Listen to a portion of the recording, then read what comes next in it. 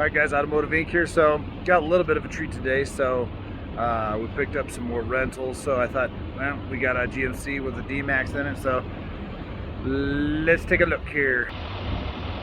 Alright, so 23 GMC 3/4 ton 6.6. This is an SLE. So kind of a base SLE, nothing crazy about it. But the good thing is it does have some miles on it, so we can kind of see how it's holding up. Let's take a look at our strike plate here. So we have our curb weight coming in at 7,861. Conventional trailer tow is 14.5, which will be towing back about 8,000, 9,000 pounds. We're not going to do gooseneck, but that's at 17,750. Again, we'll talk about weights and stuff here in a second. We're going to back up and get a pallet that weighs about 1,000 pounds put in the back here. All right, so you can see there we get about 1,000 pounds of BS in the bed. Now let's get the generator slapped up. All right, so like I said before, pretty generic, you know, SLE. Not much more than what the custom has in it. You do get some chrome rings here that float your boat. A little bit bigger screen, so you have the dual knobs versus the baby knob in here. So let's see here. I'm gonna drag. This one does have a multi-pro tailgate, which I like, or I think they call it multi-pro on this, and it's multi-flex for the Chevy. But let's see here. What can I tell you about it? Again, as true to form, the Duramax is still the quietest diesel, period. Power strokes always sound like power strokes. The Cummins has that nice growl to it. Real nice growl to it. I'm gonna pause this for a second so I can get out and you're not just watching generic junk. All right, I want to check my chains real quick. So down here, I do like these gauges. Not overly a big fan of this extra bump out here on the GMCs. To me, it feels like the gauges are kind of cut off, but the pitch of these lower ones too, you kind of lose the whole look of that. So you kind of have to sit real low and then it kind of looks normal. But if you sit up more normal, see here, got our good padding here, good padding there. The dash is all padded and nice. So coming down here, 81.7 miles. It took a while for it. Towards the end it picked up, but that's because we backed off. We were in 55 mile an hour zone, but it stayed right around 16 and a half. Right now it's at 17.7 miles per gallon, which I think that's kind of what most people can expect. My Gen 1 L5P didn't really get that good fuel economy. I don't even remember what I got now. It's been a while, about 16 miles per gallon. That's kind of what the Power Stroke got. Driving the Cummins for the last few weeks, about 3,000 miles worth, I think really gets good fuel economy. But keep in mind, it's going to be the lighter of the two. One, it has the shortest of beds. Two, the crew cab is the smallest of the three. So when you save inches and pounds and miles, you know, in weight of cab and space, I mean, less everything should be a little bit lighter. So, but you know, in respect, Cummins has always done pretty good fuel economy wise. So nothing crazy there, but it did get really good fuel economy. So I'm going to reset this 82.1 and again about 17 and a half over those. We're going to reset that now, and then I'll put in the description later what it's getting. So we had a Chevy LTZ that was a Gen 1 L5P, and it did really good the day I was driving it, although I've typically seen lower fuel economy in the L5P. Let's tilt this down here. So you know, the LML did okay, but yeah, usually it's nothing crazy fuel economy wise. That Ram, you know, I was really happy with that one. And whether it is, again, savings in weight when it comes to the, you know, the shorter cab, the shorter bed, that's all less frame, less body. It still did really well. I mean, really well in fuel economy, the best of the three that I've seen. And when it comes to engine noise, Chevy's the quietest, period. Again, the Power Stroke has its own sound. It's not bad. It's pretty quiet in there. And then the Ram is a really nice cab to be in too, but when you get into the engine to get some power, you really hear that that inline six grumble, and it's nice to hear. It's nice to hear the turbo too. When you get your window down, you can hear it whistling. You can't hear any of that in this at all. The Power Stroke, you can hear the turbo spooling. But, you know, one of my big gripes about my 21 L5P was the exhaust brake is not very robust. I think the Ford's is better than the Chevy in the early version of this, because my 24 with just the Allison and engine braking, it does fantastic. So, you know, and of course the Ram, you turn that thing on, it sounds like a standard exhaust brake, like on a big rig. I mean, it's not loud like that, but you can hear it. I mean, it gets into it, and it is the best in the market, period. But overall, I mean, this thing has 15,000 miles on it. So things that I can see just in the short time, the outside plastics are pretty faded already on the bumpers and stuff like that. So where this truck spent most of its life, I have no idea. It's been here in Colorado, but that is kind of concerning, if you will. And again, they don't maintain this stuff on the outside. Being a rental truck, it pretty much comes in, they wash it, and it goes right back out. So this is basically zero frills on maintenance. This is how it holds up. Interior looks really good. Seats in this are a little bit softer than my Chevy, so take that for what it's worth. If you are like, man, I got a Chevy, I hope the seats kind of break in. Yep, appears that if within 15,000 miles they break in, but the fabric's not loose. I noticed out of my XLT that the fabric got a little loose on the seat, especially over longer drives. It would kind of look all wavy when you got out of it, and it would kind of shrink back down a smidge, but you could tell that somebody sat in. That was only at 6,000 miles. So other than that, no rattles in here other than the crap that I put in here with me. All my gear, I carry a go bag,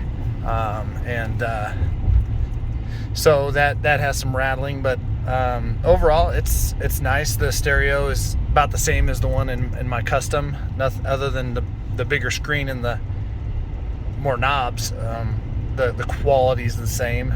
I still stand by it. The Ram from Tradesman up has the best stereo system, and this camera is a little dirty, but this camera looks really bad. So I don't know if it's failing or whatever, but it's not very good at all. So I think it's probably dirty, but maybe it has a gasket that's gone bad and it's got some stuff in it, but that's not typical. Chevy usually has really good cameras. Overall, steering wheel material still holding up real well after 15,000 miles. And if I scroll through here, let's turn this tripod down.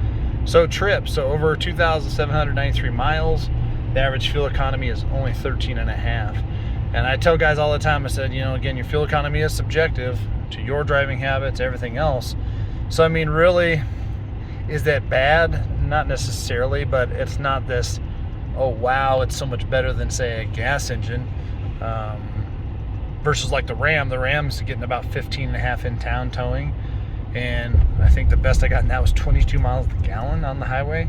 Not towing, but I mean, all in all, I think it's pretty dang good. Oh my gosh. So yeah, I mean, that right there, whether that's all idling or that's mixed or that's towing, I mean, there's no fifth wheel or gooseneck package on this, so it is what it is. That, you know, so they weren't hauling anything super heavy. They could have been conventionally towing something heavy. Engine hours is 452.4. So no DPF gauge on this truck. No way to turn that on. However, It does have a depth gauge in this year. The Ram, the 23 Ram, has a DPF gauge on it, so you can kind of watch it and see if it's, you know, getting full or having issues with that, and kind of monitor it. But driving 3,000 miles in the Ram, it did 1 passive regen. And my experience with these older GMC and Chevy trucks, they regen often. Power stroke regens like every other day. I'm not sure why. Especially ours, it's been towing a lot, but it just does. It drinks def like it's going out of style. But yeah, all in all, I mean, this is a very quiet truck, very nice place to be. For me, I still choose the Chevy over the GMC. The Chevy feels younger, feels more energetic in its looks. But then again, some people say they're ugly, so I mean, to each their own on that. But yeah, it was a nice drive down here. Again, we're gonna put a couple hundred miles on it. I don't know how much time I'm gonna be spending in this truck versus the Ram. But I drive Power Strokes all the time. Which 10-speed's better? I don't know. I like the 10-speed in the gas Big Red that I have, that I own personally. I like that Allison better than I like the torque shift in the General that I had. It just seems to be smooth and quiet. But if you're looking for a diesel that has, you know, diesel sound, exhaust sound, turbo sound, the Chevy's not going to be your truck. Okay, you're going to want to get a Ram or a Ford for that. As for towing, I think most people that even buying these diesels are towing less than 12,000. I don't see a lot of people doing that. Again, the biggest fifth wheel I saw the other day at the dealership was like 13,000. I didn't find a single conventional tow trailer over 10. Well, sorry, with a gross vehicle weight combination rating of over 10. So most of those trailers were like 7,500, 8,000. So I'm not seeing that at all. So I think most guys, gals, and people are towing that. Maybe if you're doing some equestrian stuff, you have animals and stuff, you might be towing more. I'm not sure, but heavy haul stuff, hot shotting for sure, probably. But you know, I think either one of these, I think, you know, you just got to go out and see which truck floats your boat. But towing less than 10, this truck doesn't know it's back there. It doesn't, you know, change the rake or squat it. It really is. Even with the car going to bed, I mean, it's good riding. Zero issue with power, obviously. That's why I'm excited about the Gen 2 L5P and the 24, because the redesign of the pistons and the way it's going to handle combustion for everything. They made all of the engine braking, exhaust brake stuff is more robust this year.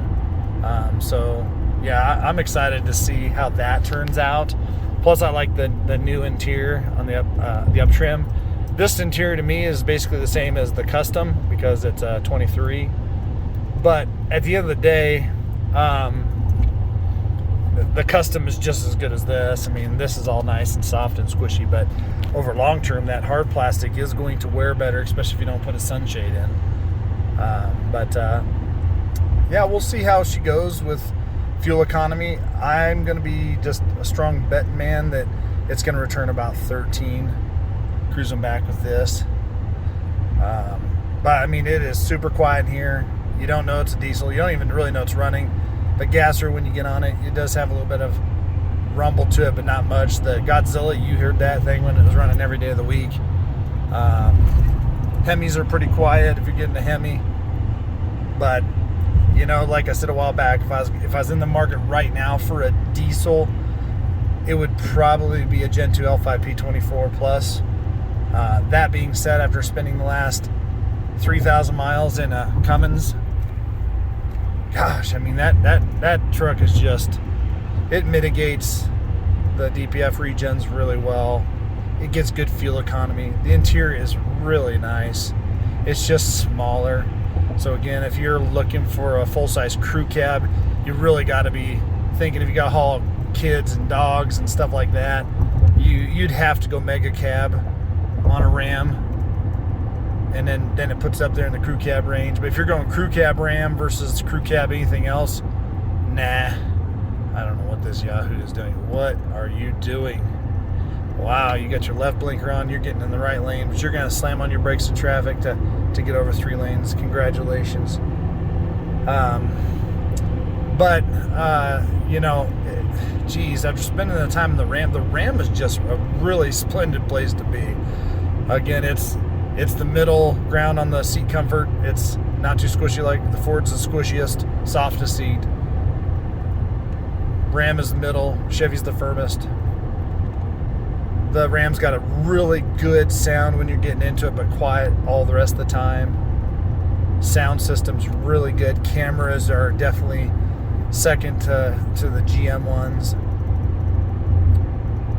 Again, one thing that I will say though, the Ford and the Chevy, if you're going to get a big truck, man, you're going to like to have those steps in the tailgate. I wish Ram had a better alternative to what they're offering as their step in, because otherwise you're going to need a ladder. I mean, if you're getting on an age and you got to get up there and release your fifth wheel or something like that, you need to carry a ladder to get into these trucks.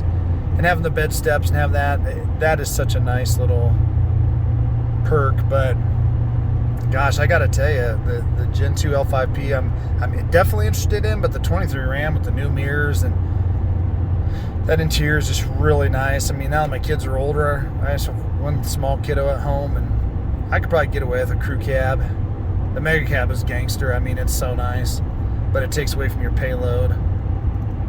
But the fuel economy in the Ram is good. It's the best of the three. I mean, it beats them hands down. And towing, yeah, it's not fast. I see guys doing 0 to 60 times with these HG trucks. I don't understand that. I guess I don't understand it at all. I would say that all of them do an excellent job of getting up to speed. Even the gassers, they're not dangerous getting on the highway. They're not dogs. So I guess 0 to 60 times is irrelevant to me versus saying, well, you know, hey, this truck is definitely lacking at max weight, like the V10 I drive at work and the F450, maxed out at 16,000. It can sometimes be a little scary feeling getting on the interstate. 0 to 60 is irrelevant to me, but it's not fast. All of these gassers and diesels of now are plenty fast. They're all really fast, especially if you're not towing, they're fast. So the diesels, they'll want to roach the tires every time you get on them if you're not careful. So, but yeah, I mean, all in all, guys, that's what we're doing today. We're towing with a 23 L5P Gen 1. Nothing heavy. We're towing about what y'all are going to be towing. So are you going to be mind blown if you bought this over a gas towing that kind of weight? No way. It's irrelevant at this point, you know. And like I said, looking down at that overall fuel economy at 13.5 or 13.4, whatever it was, I'm 2,000, almost 3,000 miles in with the 6.6 L8T, and I'm averaging almost 12, if I remember right, 12. So I mean, really not a disparaging difference. And then empty, this thing was barely getting 18, and my 6.6 is getting 18. So, you know, I'm not for sure, you know, there's no benefit rule there. So, but yeah. So guys, we're going to keep on cranking on the content. We got some stuff coming up. Down there in the corner, you'll see the subscribe button. Smash that. It helps the channel out. Give me a thumbs up. Tell everybody about the channel. Like I said, I'm a truck driver by trade now, so try and bring you real content, real nothing, you know, no pizzazz. We're just going to get meat and potatoes to it usually. So overall, the 23 GMC, that is a rental truck. Again, if you watch my video how to save $100,000 on a new truck, go check that out. Yeah, I mean, the truck's handling pretty well. It's what to be expected, or you'd hope, I guess, because, you know, people don't treat rentals nicely. But right now we're only 13 miles into our trip. We're averaging about 10.5. I think it'll get to 13.5, but again, I will put those in the description once we get done with this run back into Denver. So thanks a lot, guys, for being here. We'll see you on the next one.